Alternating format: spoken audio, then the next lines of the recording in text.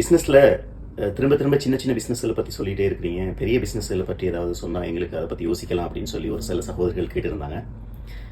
சின்ன பிஸ்னஸ் பெரிய பிஸ்னஸ் அதை எப்படி தீர்மானிக்கிறேன்டா, நிறைய பேர் நினச்சிட்டு இருக்கிறோம் கப்பல் கட்டுறதும் விமானம் கட்டுறதும் பெரிய இரும்பு சாலைகளை உருவாக்குறது தான் பெரிய பெரிய பிஸ்னஸ் அப்படின்னு சொல்லி.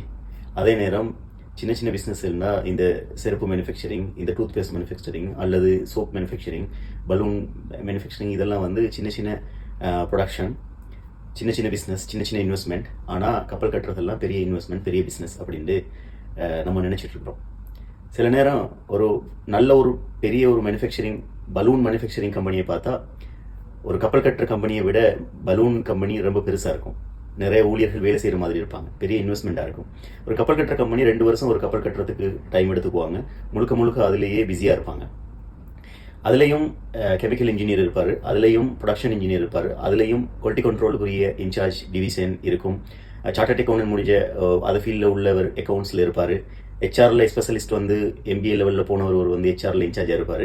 அதே நேரம் ஒரு பலூன் கம்பெனிலையும் அல்லது ஒரு டூத் பேஸ்ட் கம்பெனிலையும் அல்லது ஒரு ஷோப் கம்பெனிலையும் இதே மாதிரி குவாலிட்டி கண்ட்ரோல், அதே மாதிரி சேஃப்டி, ஹைஜீன், சார்ட்டர்ட் அக்கௌண்ட் முடித்தவங்க, HR ஸ்பெஷலிஸ்ட் எல்லாமே இருப்பாங்க. இவங்க ஒரு மாதத்துக்கு 100 கண்டெய்னர் ப்ரொடக்ஷன் செஞ்சு பெரிய லாபம் பார்ப்பாங்க. இவங்க 2 வருஷத்துக்கு ஒரு கப்பல் கட்டுவாங்க.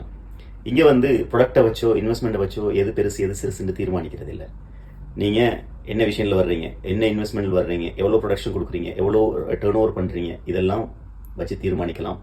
அப்போ சின்னதாக பெருசா அப்படின்னு தீர்மானிக்கிறதுக்கு முன்னாடி உங்கள் இன்வெஸ்ட்மெண்ட் சின்னதாக பெருசா, உங்கள் விஷன் சின்னதாக பெருசா அப்படின்றத பார்க்கறதுனால உங்கள் பிஸ்னஸ் சின்னதாக பெருசா அப்படின்றத தீர்மானிக்கலாம்.